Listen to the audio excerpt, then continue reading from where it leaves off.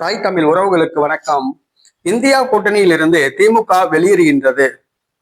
India கூட்டணியிலிருந்து திமுக வெளியேறுகின்றது என்ற தலைப்பில் இந்த காணொளியை நாம் காண்கிறோம். இந்தியா கூட்டணி பாரதிய ஜனதா கட்சிக்கு எதிராக அகில இந்திய அளவில் உருவாக்கப்பட்ட ஒரு கூட்டணி. ஆனால் அந்த பாராளுமன்ற தேர்தலுக்கு பிறகு இந்தியா கூட்டணி ஒருங்கிணைப்பு கூட்டம் நடத்தப்படவில்லை. அது ஏறத்தாழ உயிரற்று போய்விட்டதாக கருதலாம். ஏனென்று சொன்னால் அதன் ஒருங்கிணைப்பாளர் ஆர்வம் காட்டவில்லை. காங்கிரஸ் கட்சி இந்த கூட்டத்தை நடத்துவதற்கு ஆர்வம் காட்டவில்லை. பாராளுமன்ற தேர்தல் நேரம் பார்த்துக் கொள்ளலாம், இன்னும் 3.5 ஆண்டு காலம் உள்ளது என்று கிடப்பில் போட்டுவிட்டது. இந்த சூழ்நிலையில் திமுக வருகிற சட்டசபை தேர்தலை சந்திக்கிறது 2026. திமுக கூட்டணியில் காங்கிரஸ் புகைச்சலை ஏற்படுத்தியுள்ளது. காங்கிரஸ் திமுக இரண்டுமே இந்தியா கூட்டணியில் உள்ளன. இந்தியா கூட்டணியின் ஒரு முக்கிய அங்கமே காங்கிரஸ் தான். காங்கிரஸை மையமாக வைத்துதான் இந்தியா கூட்டணி உருவாக்கப்பட்டுள்ளது. ஆனால் தமிழ்நாட்டில் திமுக கூட்டணியில் காங்கிரஸ் புகைச்சலை கிளப்பியுள்ளது. அதாவது 70 தொகுதிகள் கேட்கிறது.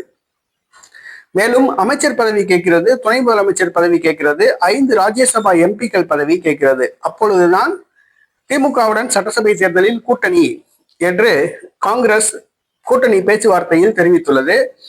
இது திமுகவை அதிர்ச்சி அடைய வைத்துள்ளது. மேலும் பிரியங்கா காந்தி திமுகவுடன் கூட்டணி வைக்க விரும்பவில்லை.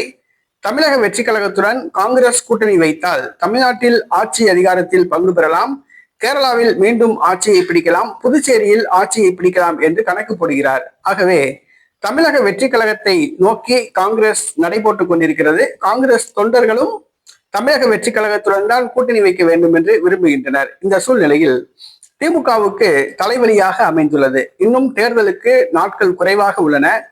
காங்கிரஸ் வெளியேறுவதற்கு முன்பாக காங்கிரஸை கூட்டணியிலிருந்து நாமே வெளியேற்றி விடலாம் என்று திமுக திட்டமிட்டுள்ளது. காங்கிரசுக்கு வழங்கப்பட்ட அந்த 25 தொகுதிகளை கூட்டணி கட்சிகளான மதிமுக, விடுதலை சிறுத்தை கட்சி, மார்க்சிஸ்ட் கம்யூனிஸ்ட் கட்சி, இந்திய கம்யூனிஸ்ட் கட்சி ஆகியவற்றுக்கு பிரித்து கொடுத்து விடலாம் என்று திமுக திட்டமிட்டுள்ளது. காங்கிரஸை வெளியேற்றுவதன் மூலமாக திமுகவுக்கு கூட்டணி தேர்தல் சீட்டு பஞ்சாயத்து குறைகிறது. ஏனென்று சொன்னால் காங்கிரசுக்கு வழங்கப்பட்ட தொகுதி மற்ற கட்சிகளுக்கு பிரித்து கொடுக்கலாம் என்று திமுக திட்டமிட்டுள்ளது.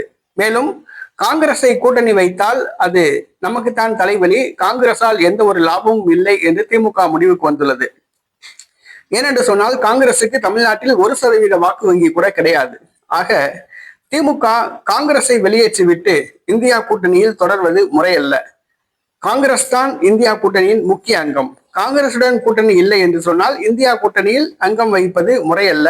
ஆகவே காங்கிரஸை கூட்டணியிலிருந்து வெளியேற்றிவிட்டு இந்தியா கூட்டணியிலிருந்து வெளியேற திமுக முடிவு செய்துள்ளது. மேலும் 2029 ஆண்டு நடைபெற உள்ள பாராளுமன்ற தேர்தலிலும் காங்கிரசுடன் கூட்டணி இல்லை என்று திமுக அறிவிக்க முடிவு செய்துள்ளது. ஆக காங்கிரஸை திமுக கூட்டணியிலிருந்து வெளியேற்ற திமுக முடிவு செய்துள்ளது. இந்தியா கூட்டணியிலிருந்து வெளியேற திமுக முடிவு செய்துள்ளது.